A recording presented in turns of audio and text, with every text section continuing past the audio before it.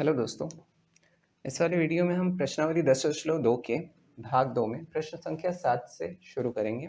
इसके पहले वाले प्रश्नों को मैंने एक और वीडियो में कवर किया हुआ है। अगर आप लोगों ने नहीं देखा है तो आई बटन पे आप लोगों को मिल जाएगा लिंक, आप लोग उससे देख सकते हैं या फिर प्लेलिस्ट आपको लास्ट में मिल जाएगा, तो उस पर जाके चेक कर सकते हैं। तो चलिए प्रश्न संख्या 7 से शुरू करते हैं।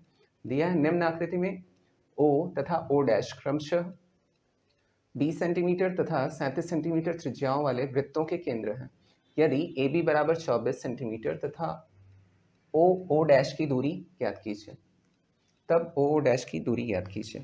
तो सबसे पहले हम चित्र बनाते हैं जैसा कि दिया हुआ है। तो प्रश्न संख्या 7, दो वृत्त दिए हैं इस प्रकार से,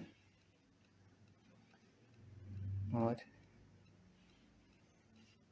एक और ऐसा वृत्त दिया है, और इनके केंद्रों को मिला दिया गया है।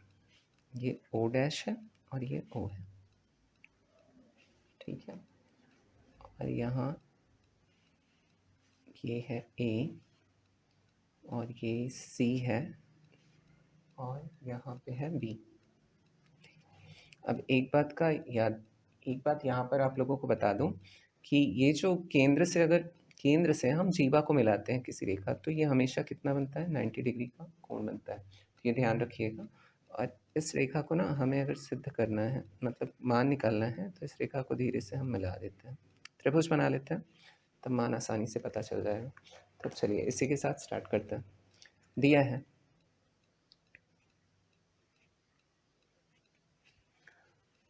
पहले वृत्त की त्रिज्या, ये पहला वृत्त मान लेते हैं और इसे द्वितीय मान लेते हैं। तो पहले वृत्त की त्रिज्या, ये देखिए ओ ए हो जाएगा ना, वृत्त की त्रिज्या ओ ए बराबर 20 सेंटीमीटर। हाँ, त्रिज्या ही दिया है तो 20 सेंटीमीटर हो जाएगा। और दूसरे वृत्त की त्रिज्या हो जाएगी, वृत्त की त्रिज्या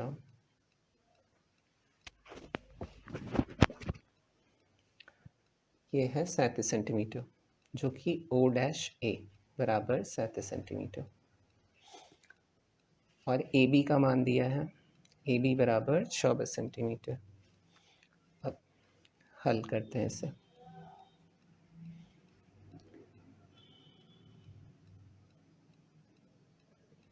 अब देखिए यहाँ पर ए बी, ठीक है, ए बी अगर ए सी का यहाँ से मान निकालना हो तो क्या हो जाएगा, ए बी का हाफ हो जाएगा ए सी।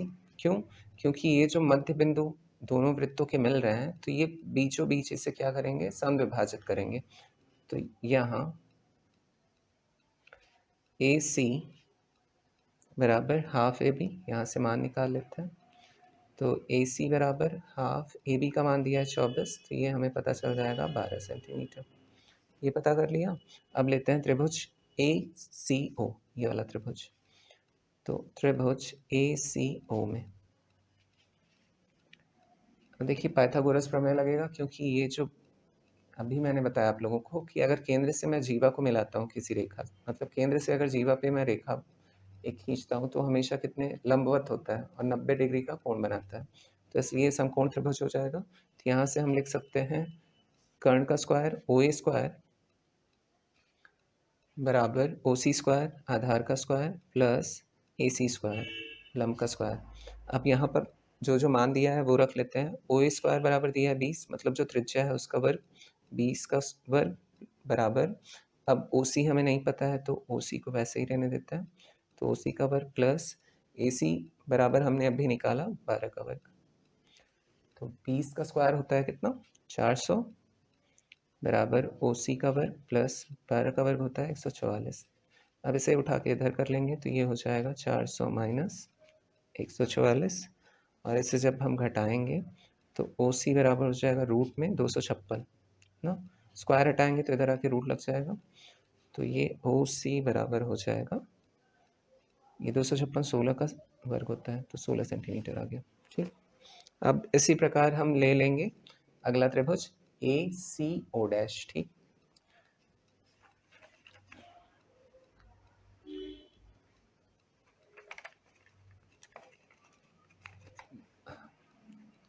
इसी प्रकार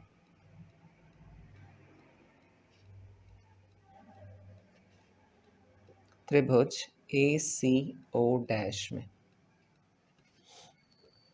ओ डैश ए स्क्वायर, ये हो जाएगा कर्ण ना, बराबर ओ डैश सी स्क्वायर, ये हो जाएगा आधार, प्लस ए सी स्क्वायर।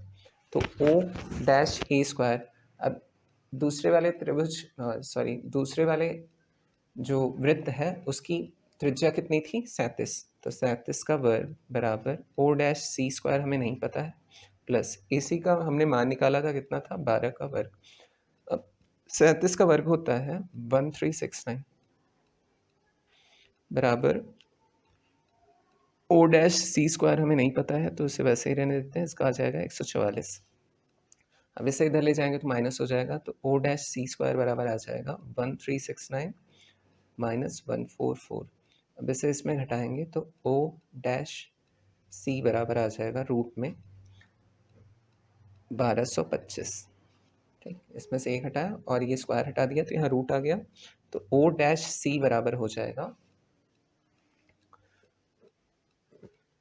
इसका वर्गमूल निकालेंगे तो ये आएगा 35 सेंटीमीटर। अब देखिए हमें यहाँ से ज्ञात करना था ओ डैश के बीच की दूरी, है ना, तो इस ओ सी का मान निकल आया और ओ डैश सी का मान निकल आया, अगर इन दोनों को जोड़ दूँ तो क्या निकल आएगा, ओ डैश का मान। तो यही लास्ट स्टेप में हमें करना है। तो चलिए वही करते हैं। अब ओ डैश बराबर लिख सकते हैं ओ C plus O dash C, और ओ सी का मान हमने निकाला है 16 प्लस ओ डैश सी का मान निकाला है 35 बराबर, इन्हें जोड़ेंगे तो आ जाएगा 51 सेंटीमीटर। तो ये हमें पता चल गया। फिर बढ़ते हैं अगले प्रश्न की तरफ। अगला प्रश्न है 8वां। वृत्त की दो समांतर जीवाएं जो कि 5 सेंटीमीटर और 12 सेंटीमीटर लंबाई की हैं तथा जिनका व्यास 13 सेंटीमीटर है, तब जीवाओं के बीच की दूरी ज्ञात कीजिए यदि वे केंद्र के विपरीत भुजाओं की ओर तरफ स्थित है। अब इसके लिए सबसे पहले हमें चित्र बनाने की आवश्यकता पड़ेगी, बिना चित्र के सॉल्व मतलब मुश्किल होगा सॉल्व करना। तो प्रश्न संख्या 8 अब बोल रहा है कि वृत्त के दोनों तरफ, वृत्त की विपरीत दिशाओं में है जीवाएं ना, तो वृत्त के केंद्र के विपरीत दिशाओं में है, तो एक वृत्त बनाएंगे हम, एक वृत्त बना लेते हैं ऐसा। अब इसका एक केंद्र ले लेते हैं, विपरीत दिशाओं में लेना है तो एक उस साइड ले लेंगे और एक इस साइड ले लेंगे। ठीक, ले लिया। अब फिर आगे वो क्या कह रहा है कि बीच की दूरी ज्ञात कीजिए, तब जीवाओं के बीच की दूरी हमें ज्ञात करनी है, इनके बीच की दूरी, तो ये वाली दूरी हमें ज्ञात करनी है। ठीक है, तो अब इनका नाम भी दे देता हूँ मैं, इसे मान लेता हूँ ए, इसे बी, और इसे सी, और इसे डी, और इनके बीच की दूरी को मैं ई और केंद्र मान लेता हूँ ओ को। ठीक, अब चलिए जो जो दिया है उसे नोट कर लेते हैं। दिया है, यहाँ हमने ड्रॉ किया है तो चलिए ऐसे लिखते हैं कि ओ केंद्र वाले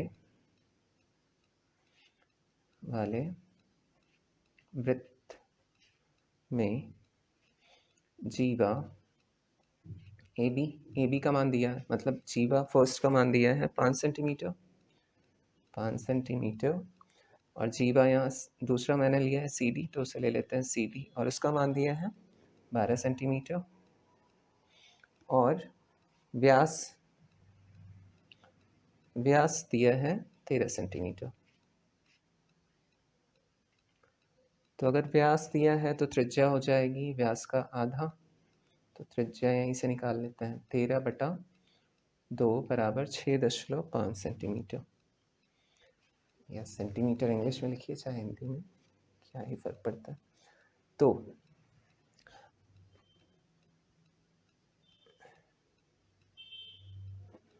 हाँ, यहाँ से हम हल करते हैं। चलिए अब देखिए, यहाँ ना एक काम हम करेंगे, दो त्रिभुज बना लेंगे।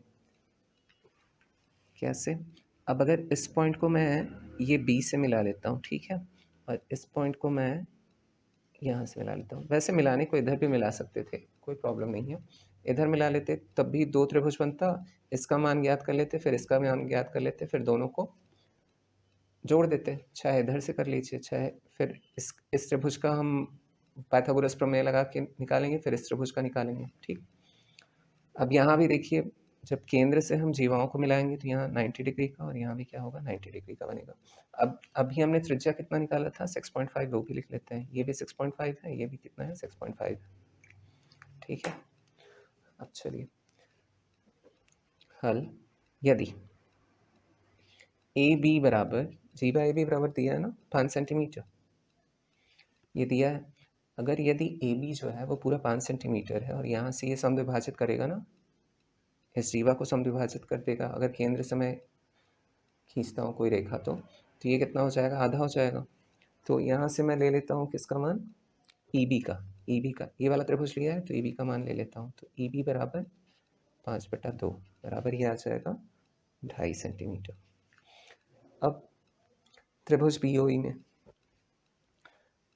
त्रिभुज बी ओ ई में ये वाला त्रिभुज ले रहा हूँ, ठीक है।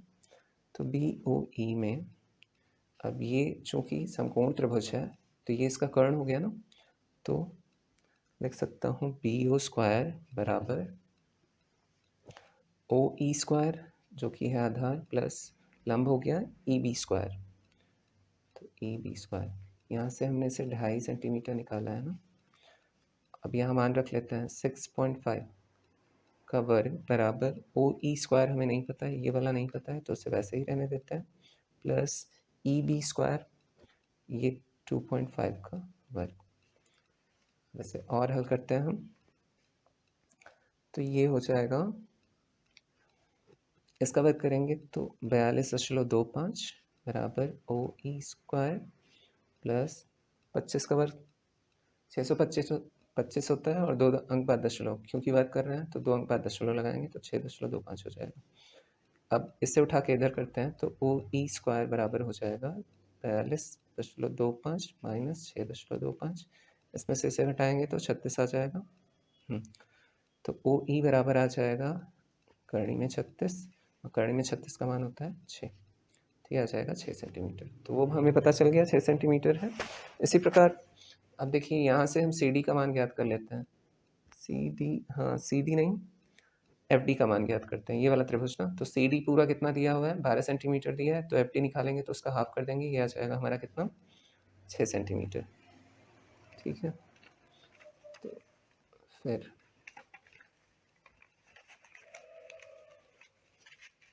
इसी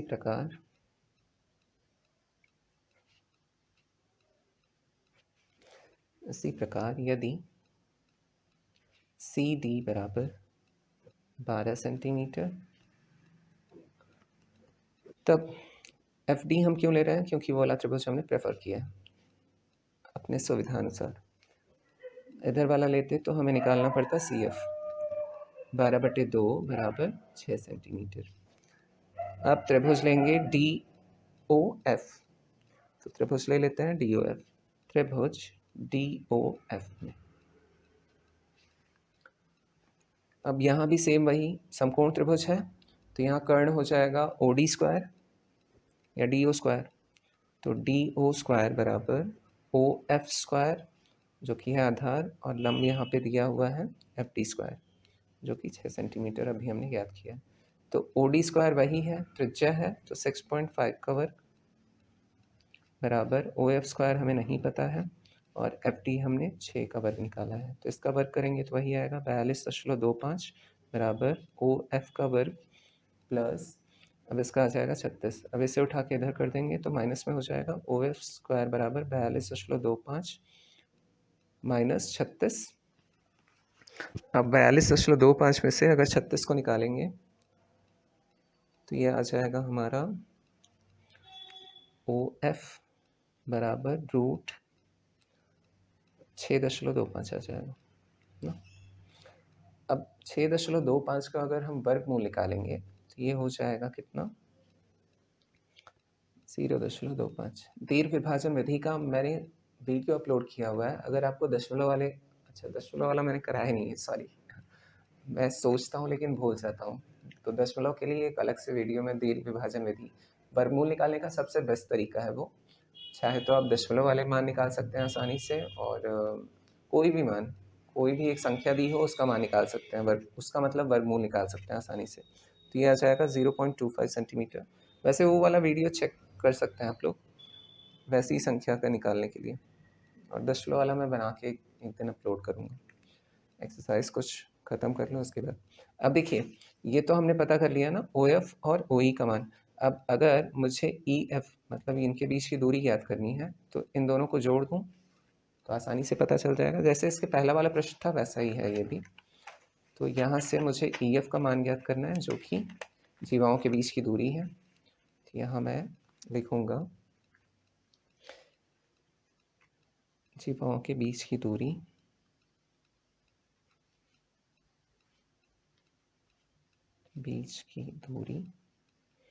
जो कि है EF। अब EF को मैं लिख सकता हूँ OE प्लस OF। तो OE का मान हमने कितना निकाला था, 6 सेंटीमीटर प्लस, और OF का मान निकालना है 0.25 सेंटीमीटर। अब इन दोनों को जब हम जोड़ेंगे तो हमारा उत्तर कितना आएगा, ये आ जाएगा 6.25 सेंटीमीटर। ये हो गया उत्तर। अब हम बढ़ते हैं 9वें प्रश्न की तरफ। हाँ, ये वाला प्रश्न थोड़ा इंटरेस्टिंग है समझाने के लिए। देखिए 9वां प्रश्न जो है वो कह रहा है कि 3 असंरेखीय बिंदुओं से कितने वृत्त खींचे जा सकते हैं। संरेखीय और असंरेखीय क्या होते हैं पहले ये समझ लीजिए। तो 9वां, देखिए संरेखीय अगर एक ही रेखा में बिंदु पड़ते हैं, ठीक है, ऐसे जिससे एक सीधी लाइन हम खींच सके, वो क्या कहलाएगा, संरेखीय। ठीक है, और अगर मैं ऐसे कुछ भी खींच दूं, ठीक, तो ये क्या कहलाएगा, असंरेखीय। अब यहाँ बोल रहा है कि 3 असंरेखीय बिंदुओं से कितने वृत्त खींचे जा सकते हैं। चलिए 3 बिंदु असंरेखीय ले लिए मैंने। अब इससे मैं एक त्रिभुज का निर्माण करता हूँ। हाँ, त्रिभुज तो बना ही सकते हैं ना, तो त्रिभुज बना लेता हूँ मैं। ठीक, बनाया। अब इसके मिड पॉइंट्स मैं ले लेता हूँ इससे। ठीक, अब इसको प्रतिच्छेद करते हुए ऐसे, अरे ये थोड़ा और इधर लेता तो सही था। चलिए एक और बना के दिखाता हूँ। मान लीजिए 3 डॉट ले लिए मैंने और इसे एक त्रिभुज बना लिया। ठीक, त्रिभुज बन ही सकता है 3 असंरेखीय रेखाओं से। अब इसके मिड पॉइंट्स ले लिए। अब इसे ऐसे प्रतिच्छेद कर दिया मैंने। अब इससे मिलाते हुए, मतलब इनके मिड पॉइंट्स जहाँ प्रतिच्छेद कर रहे हैं उससे मिलाते हुए एक मैंने, अगर वृत्त बनाना होता है तो हम इसी प्रकार बनाते हैं।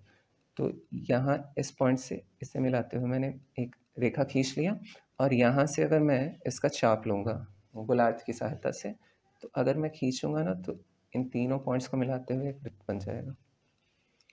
ठीक, आप लोग ट्राई कर लीजिएगा, ज़रूर से बनेगा। तो 3 असंरेखीय बिंदुओं से हम कितने वृत्त बना सकते हैं, एक। तो हम यही लिखेंगे कि हम 3 असंरेखीय बिंदुओं से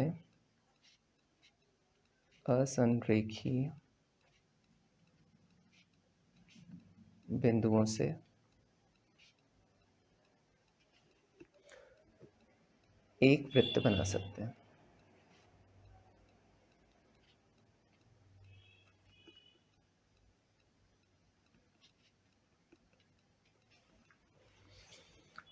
और 10वां तो और आसान है। सिद्ध कीजिए कि 2 अलग अलग वृत्त एक दूसरे को केवल 2 बिंदुओं पर काटते हैं। तो 10th वाला प्रश्न, 10th वाला क्वेश्चन इसी में मैं बता देता हूँ आप लोगों को। एक चित्र बना लीजिए जिसमें 2 वृत्त बने हुए हैं। वैसे इसका एक कठिन तरीका भी है, लेकिन ज़रूरी नहीं है कि हर चीज़ कठिनाई से ही हो। तो उस तरीके से भी समझा जा सकता है इसे।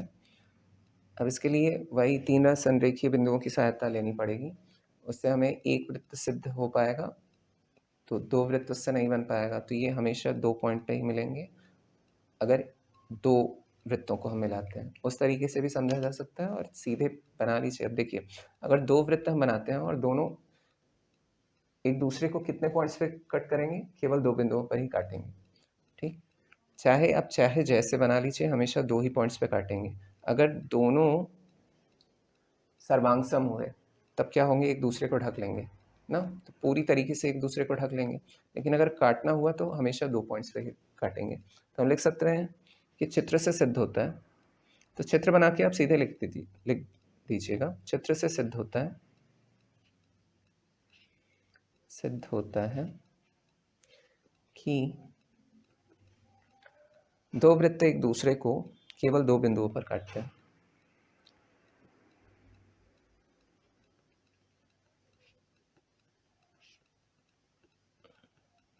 दूसरे को केवल 2 बिंदुओं पर काटते हैं।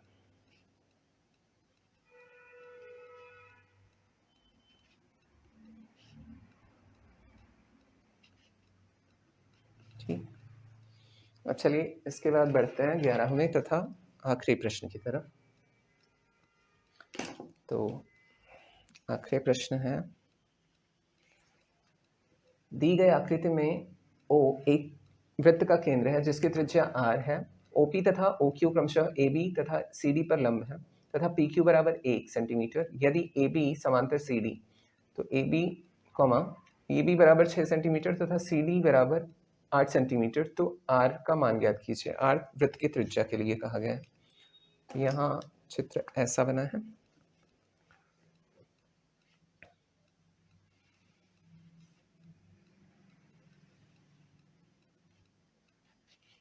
इस प्रकार का है और ये वृत्त का केंद्र है O।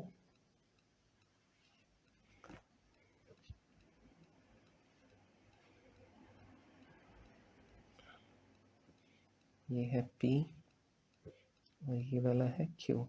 इसका मान दिया है 1 PQ का, ठीक है, ये 1 दिया हुआ है। अब यहाँ से ऐसे मिलाया भी गया है, ठीक है, और ये हो गया AB, ये हो गया CD। अब चलिए जो जो दिया है वहाँ से स्टार्ट करते हैं हम। दिया है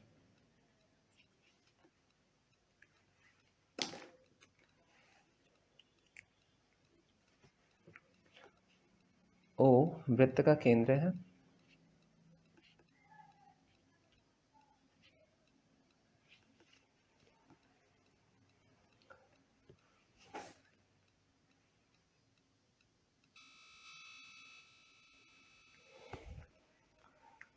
जहाँ OP, OQ क्रमशः AB और CD पर लंब है। इतना दिया है। अब देखिए क्या क्या दिया है। PQ बराबर 1 सेंटीमीटर, चित्र देखते चलिए। और दिया है AB समांतर CD, AB जो है CD के समांतर में है। और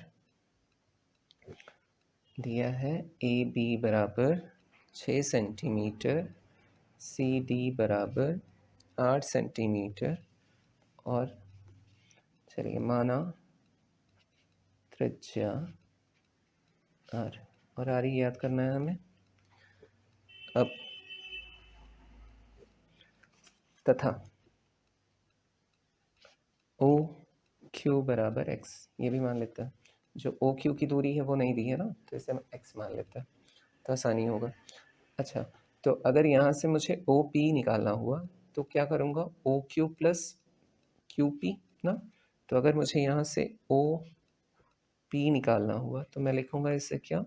OQ प्लस p, और यहाँ पर ओ क्यू का मान हमने x माना है और p कितना दिया हुआ है, सॉरी पी क्यू, तो पी क्यू कितना दिया हुआ है 1 सेंटीमीटर, तो x + 1 हो जाएगा। तो यहाँ से ये गया, इतना कर लिया, यहाँ से हल लिख लीजिएगा इसे, ठीक है।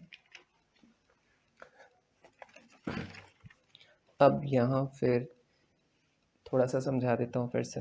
अगर केंद्र से हम किन्हीं जीवाओं पे अगर हम रेखा खींचते हैं तो वो लंबवत होती हैं और उसे समविभाजित करती हैं बराबर बराबर भागों में, ठीक है। तो यहाँ ये वाला त्रिभुज और ये वाला त्रिभुज लेने वाले हैं, तो यहाँ से AP का मान ज्ञात कर लेंगे और CQ का मान ज्ञात कर लेंगे, ठीक है। तो यहाँ क्योंकि दिया हुआ है ना मान, तथा AB बराबर 6 सेंटीमीटर ये दिया हुआ है, तो AP बराबर क्या हो जाएगा, हाफ AB, तो ये कितना हो जाएगा हमारा 6/2 बराबर 3 सेंटीमीटर, और CD बराबर दिया है, CD बराबर 8 सेंटीमीटर, और यहाँ से हम किसका मान ज्ञात करेंगे, CQ का, तो CQ बराबर क्या हो जाएगा CD/2 या हाफ CD, तो CD कितना है 8/2 बराबर 4 सेंटीमीटर, ये दोनों पता चल गए। अब यहाँ से मैं त्रिभुज लूँगा कौन सा, APO, अब ये यहाँ से गया है तो ये समकोण त्रिभुज बनेगा, है ना, और अगर COQ लूँगा तो ये भी क्या होगा, समकोण त्रिभुज ही बनाएगा। तो दो त्रिभुज लेके हम इनका मान ज्ञात कर लेंगे। तो चलिए, अब त्रिभुज APO में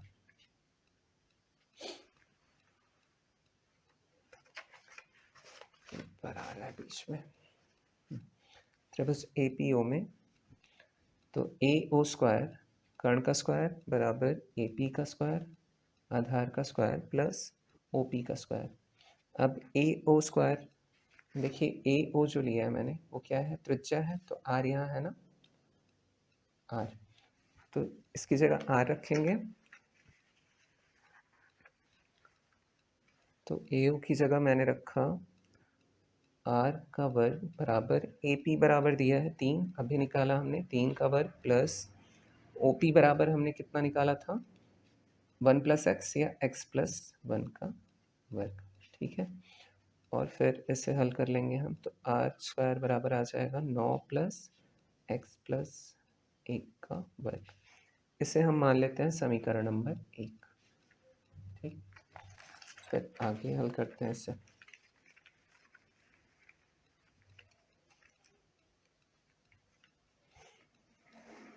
अब लेते हैं हम त्रिभुज CO या CQO या COQ में कुछ भी लीजिए।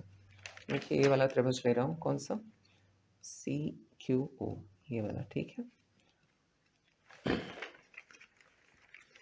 तो इस वाले त्रिभुज में कर्ण हो जाएगा CO का वर्ग CO का वर्ग बराबर आधार का वर्ग CQ का वर्ग प्लस लंब का वर्ग OQ का वर्ग। अच्छा, यहाँ हम लिखना भूल जा रहे हैं, ये पाइथागोरस प्रमेय से हो रहा है, आप लोग लिख लीजिएगा, पाइथागोरस प्रमेय से। किस लिए हो रहा है, क्योंकि त्रिभुज जो है वो क्या है, समकोण है, पाइथागोरस प्रमेय से। इसके पहले वाले प्रश्नों में अगर छूट गया होगा तो आप लोग ध्यान से लिख लीजिएगा उसे, ठीक है, लिखना ज़रूरी होता है। तो CO का वर्ग, तो CO यहाँ देखिए, CO भी यहाँ R ही है ना, CO को जो हमने मिला है ये भी क्या है, वृत्त की त्रिज्या ही है जो कि R है, तो यहाँ हो जाएगा CO का वर्ग R का वर्ग, और CQ हमने अभी निकाला था 4 का वर्ग प्लस OQ, अब OQ जो था उसे क्या लिया था हमने x, तो x का वर्ग हो गया। अब इसे और थोड़ा हल करते हैं, R² बराबर 16 + x², इसे मान लेते हैं समीकरण नंबर 2। अगर समीकरण 1 और 2 की तुलना करें तो बायां पक्ष बराबर है, तो अगर बायां पक्ष बराबर है तो हम दाएं पक्ष को बराबर लिख सकते हैं, तो यही इसका सॉल्यूशन होगा। तो समीकरण 1 व 2 की तुलना करने पर, समीकरण 1 व समीकरण 2 की तुलना करने पर, 2 की तुलना करने पर, अब बायां पक्ष बराबर दायां पक्ष, तो हम लिख सकते हैं 9 + x प्लस 1 का होल स्क्वायर बराबर 16 प्लस एक्स स्क्वायर। अब 9 प्लस, अब इसे हम सर्व समीकरण की सहायता से खोलेंगे। a प्लस बी का वर्ग होता है ना, होल स्क्वायर बराबर पहले पद का वर्ग धन दूसरे पद का वर्ग, जो कि एक ही होगा, एक का वर्ग एक ही होता है, और दोनों के गुणनफल का दूना, तो 2x बराबर 16 प्लस एक्स स्क्वायर। देखिए इधर भी प्लस में एक्स स्क्वायर है, इधर भी प्लस में एक्स स्क्वायर है, तो कट जाएगा, क्योंकि इसे इधर करूँगा तो माइनस में ही हो जाएगा ना, तो कट जाएगा, सीधे सीधे काट देते हैं। 9 और 1 जोड़ के कितना हो जाएगा 10, और 10 को अगर इधर भेजेंगे तो 16 में माइनस हो जाएगा, तो 2x बराबर कितना हो जाएगा 16 माइनस 10, ये आ जाएगा बराबर 6। तो x बराबर कितना हो जाएगा 6/2 बराबर 3, ये पता चल गया। अब देखिए x का मान चाहे समीकरण 2 में रख लीजिए चाहे 1 में रख लीजिए, हमें r का मान पता चल जाएगा। मैं समीकरण 2 में रख रहा हूँ क्योंकि यहाँ सिर्फ एक x है ना, यहाँ x प्लस 1 का होल स्क्वायर है।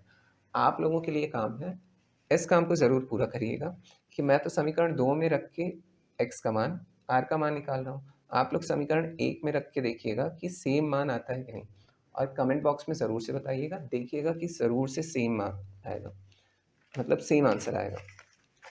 ठीक है, तो x का मान समीकरण 1 में रखने पर इसे पीछे सॉल्व कर लेते हैं।